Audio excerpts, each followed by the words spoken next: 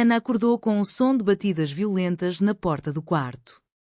Era o pai, rosto vermelho de raiva, segurando uma carta que ela havia escondido no armário, uma carta de amor de Maria. "Você é uma vergonha para esta família", gritou ele, jogando a carta no chão e arrastando-a pelo braço até a sala, onde a mãe chorava e o irmão, Tiago, observava em silêncio, olhos cheios de uma mistura de pena e oportunismo.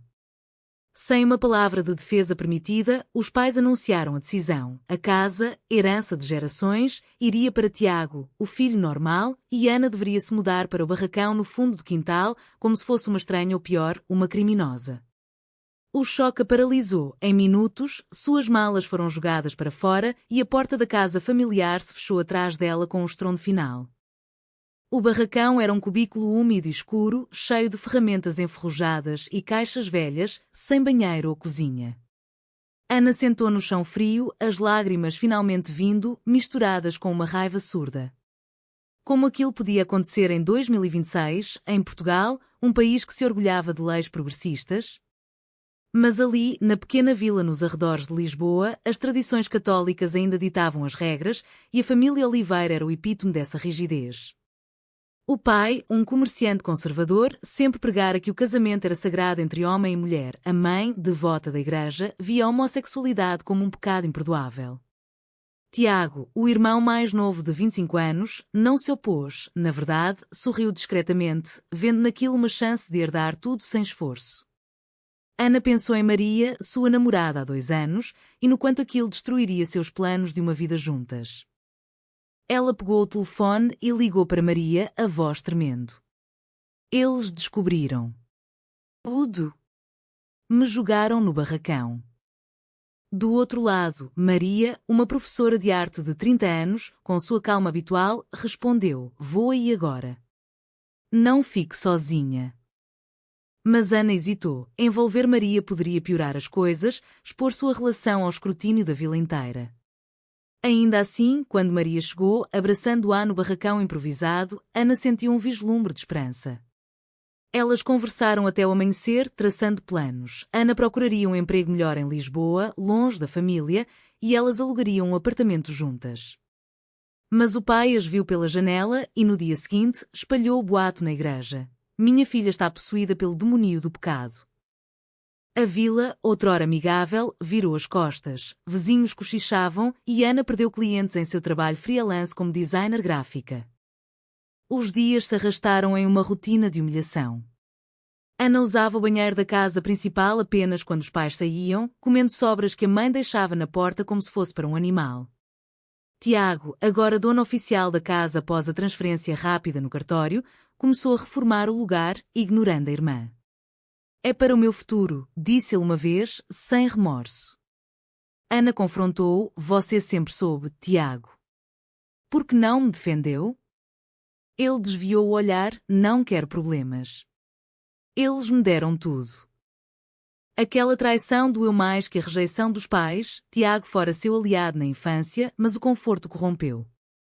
Maria, visitando em segredo, incentivava Ana a lutar: "Processa eles. Herança não pode ser discriminatória." Mas Ana temia o escândalo, o julgamento público em um país onde, apesar das leis, o preconceito ainda reinava. Uma noite, durante uma discussão acalorada no barracão, Maria propôs: "Vamos embora para o Porto. Começamos do zero." Ana concordou, mas no fundo, duvidava. Deixar a família significava cortar laços para sempre e uma parte dela ainda ansiava por aceitação. No trabalho, colegas comentavam: "Ouvi sobre sua situação. Pena." A pena era pior que o ódio, fazia Ana se sentir uma vítima, não uma mulher forte. Ela começou a questionar sua identidade. Era o amor por Maria um erro? A sociedade a via como tal, e agora sua família também. Mas em momentos íntimos, quando Maria olhava com aqueles olhos castanhos profundos, Ana sabia que era real.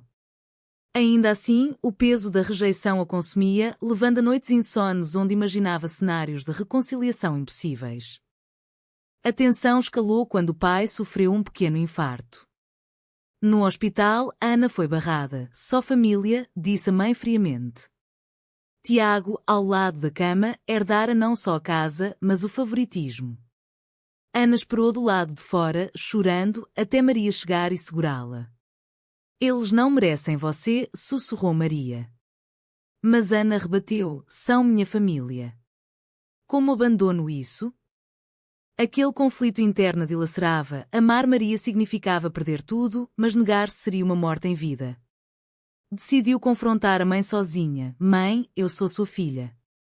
Isso não muda. A resposta foi um tapa, você escolheu o pecado. Agora aguente. Ana saiu, o rosto ardendo, mas algo se quebrou dentro dela, não mais pena, mas determinação. Dias após o confronto, Ana encontrou um emprego em Lisboa como designer em uma agência progressista.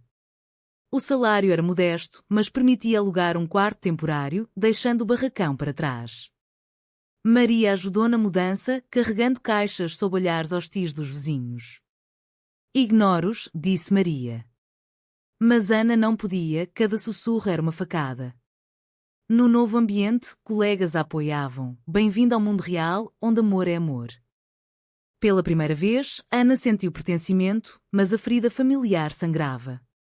Ligava para a mãe diariamente, deixando mensagens não respondidas, só quer saber se o pai está bem.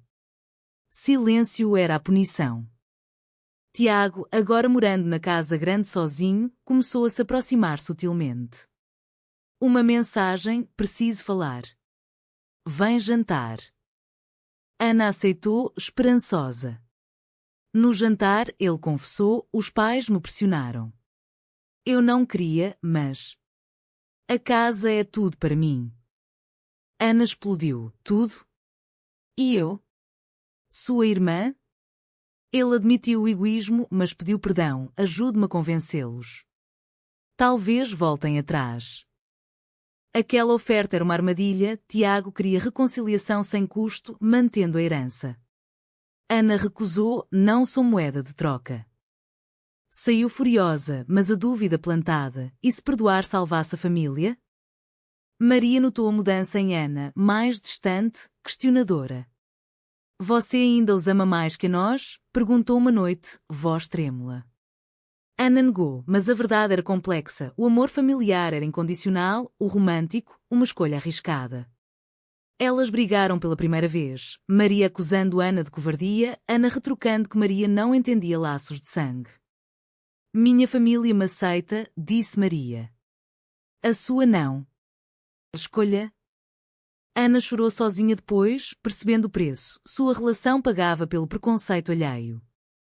No trabalho, uma campanha contra a discriminação LGBT a inspirou.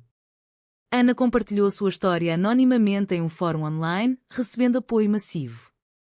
Mas um vizinho da vila reconheceu e vazou para os pais. O pai, recuperado, ligou, pare de envergonhar-nos na internet. Ou cale-se, ou suma para sempre. Ana rebateu, vocês me jogaram fora. Agora reclamam? Ele desligou, mas a mãe enviou uma carta, reze por perdão. Volte como Deus manda. Aquilo era manipulação, como Deus manda significava negar Maria. Ana rasgou a carta, mas o conflito moral a atormentava. Era certo desafiar a fé familiar? Uma amiga de Maria, advogada, sugeriu a ação legal. Discriminação na herança é ilegal. Podemos contestar. Ana hesitou, processar os pais seria o golpe final. Eles são velhos, pensou. Mas Maria insistiu, ou luta, ou aceita ser vítima. Decidiram consultar, o advogado confirmou as chances altas, mas alertou, vai destruir laços. Ana assinou os papéis, coração pesado. Tiago soube e confrontou, você é louca? Isso me arruína. Revelou que usara a casa como garantia para um empréstimo arriscado. Se perder, perco tudo. Ana viu a traição, Tiago não era vítima, mas cúmplice egoísta. A notícia se espalhou na vila, amigos de infância viraram inimigos, chamando Ana de traidora. Uma noite, pedras foram jogadas na janela do apartamento alugado. Maria abraçou-a, estamos juntas. Mas o medo cresceu, e se a violência escalasse? Ana questionou sua decisão, valer a pena o processo por justiça ou perdoar por paz? O dilema ético a consumia, sonhos preenchidos por cenários de perda. No fórum, respostas variadas, alguns apoiavam a luta, outros condenavam por destruir família. Ana se via no centro de um debate maior sobre direitos versus tradição em Portugal. O processo judicial começou em um tribunal de Lisboa, atmosfera tensa. Ana, vestida formalmente, enfrentou os pais pela primeira vez em meses. O pai, frágil pós-infarto, olhava com desprezo, a mãe, lágrimas nos olhos, murmurava orações. Tiago, ao lado deles, suava ansiedade. O advogado de Ana argumentou: discriminação baseada em orientação sexual viola a Constituição Portuguesa. Evidências, a carta de amor, testemunhos de vizinhos sobre o barracão. A defesa familiar rebateu: foi escolha pessoal, não discriminação. Ana abandonou a família. Mentira, Ana rebateu no depoimento: vocês me expulsaram por amar uma mulher. O juiz ouviu, impassível. Fora do tribunal, manifestantes. De um lado, ativistas LGBT com bandeiras arco-íris, do outro, conservadores gritando família tradicional. Ana se sentiu exposta, como se sua vida fosse um espetáculo. Maria apoiava nos bastidores, mas a pressão afetava sua relação, discussões frequentes sobre o futuro. E se perdermos? Voltamos ao zero? Perguntava Maria. Ana respondia: pelo menos lutei. Mas duvidava, ver os pais envelhecidos no banco a remordia. Tiago abordou no intervalo: pare isso. Eu te dou parte da herança em segredo. Oferta tentadora, mas Ana viu hipocrisia. Você quer salvar sua pele, não justiça. Recusou, selando a inimizade. Em casa, Ana desabafou com Maria: e se eu estiver errada? Destruindo tudo por orgulho? Maria, paciente, respondeu: não é orgulho, é dignidade. Mas Ana via nuances. A mãe, outrora carinhosa, agora quebrada pela vergonha social. Uma visita surpresa da mãe ao apartamento mudou tudo. Filha, para o processo. Seu pai está piorando. Ana chorou: vocês me machucaram primeiro. A mãe confessou: temos medo do que a igreja diz. Mas te amo. Palavras vazias? Ana hesitou, quase cedendo. Mas lembrou do barracão, da humilhação. A começou, disse. A mãe saiu, deixando dúvida. O testemunho de Tiago foi devastador. Mentiu, dizendo que Ana escolheu ir embora. Ana confrontou: você sorriu quando me expulsaram. O juiz notou a inconsistência. Vitória parcial, o processo prosseguiu. Mas o custo emocional era alto, Ana perdeu peso, noites insones. Maria propôs terapia: precisamos de ajuda. Sessões revelaram traumas, Ana culpava-se por falhar como filha. A terapeuta questionou: é certo priorizar família tóxica? Resposta incerta, sociedade portuguesa, misturando progresso e conservadorismo, espelhava seu dilema. Uma traição veio de dentro. Maria, estressada, confessou ter conversado com Tiago em segredo. Ele queria negociar. Eu só ouvi. Ana sentiu-se traída: você atrás das minhas costas? Brigaram feio, Maria saiu, batendo a porta. Sozinha, Ana questionou tudo: amor valia tanta dor? Ligou para Maria horas depois: volte. Precisamos uma da outra. Reconciliação frágil, mas o incidente expôs fragilidades. No tribunal, nova audiência, provas de discriminação irrefutáveis. O juiz inclinava-se para Ana, mas adiou a sentença. Pressão social cresceu, jornais locais cobriam: filha processa pais por herança LGBT. Ana visitou o pai no hospital, ignorando proibições. Pai, por quê? Ele, fraco, respondeu: para te salvar do pecado. Lágrimas nos olhos dele, primeiro sinal de remorso? Ana saiu confusa: ódio ou amor distorcido? Decidiu pausar o processo, mas Maria discordou: não desista agora. Conflito, lealdade à parceira versus compaixão familiar. Escolha errada poderia destruir tudo. A pausa no processo durou semanas, tempo para reflexões. Ana trabalhou mais, distraindo-se, mas o vazio persistia. Maria, sentindo-se secundária, ameaçou: se priorizar eles, acabou. Ultimato doloroso, Ana rebateu: é minha família. Elas se separaram temporariamente, Maria indo para a casa de uma amiga. Sozinha no apartamento, Ana afundou em depressão, questionava sua identidade, decisões. Amigos aconselhavam: lute pelos direitos. Mas o preço? Tiago ligou, graças a Deus pausou. Vamos resolver em família. Hipócrita, ele já vendera parte da propriedade para pagar dívidas. Uma reunião familiar foi marcada em um café neutro. Pais, Tiago e Ana. O pai, melhor, iniciou: retire o processo, volte para casa, mas sozinha. Condição: deixar Maria. Ana negou: não nego quem sou.